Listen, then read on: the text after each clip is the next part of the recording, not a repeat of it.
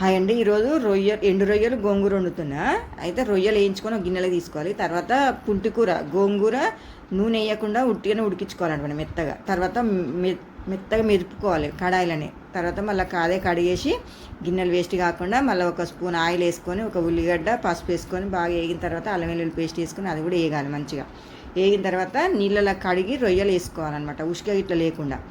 రొయ్యలు వేసి ఉప్పు వేసి బాగా నూనెలో ఫ్రై కావాలి. తర్వాత తగినంత కారం వేసుకోవాలి. ఒక 2 స్పూన్ కారం వేసి బాగా నూనెలో మంచిగా ఫ్రై చేసుకున్న తర్వాత ఉడకబెట్టుకున్న గోంగూర వేసుకొని బాగా కలిపి కొన్ని వాటర్ పోసుకోవాలి. ఒక 1/2 లీటర్ వాటర్ పోసుకొని మంచిగా ఉడికించుకోవాలి. ఉడికిన తర్వాత ధనియాల పొడి గరం మసాలా వేసుకోవాలి. లాస్ట్కు కొత్తిమీర వేసుకొని స్టవ్ ఆఫ్ చేసుకోవాలండి. ఎంత బాగుంటుంది అంటే అంత బాగుంటుంది.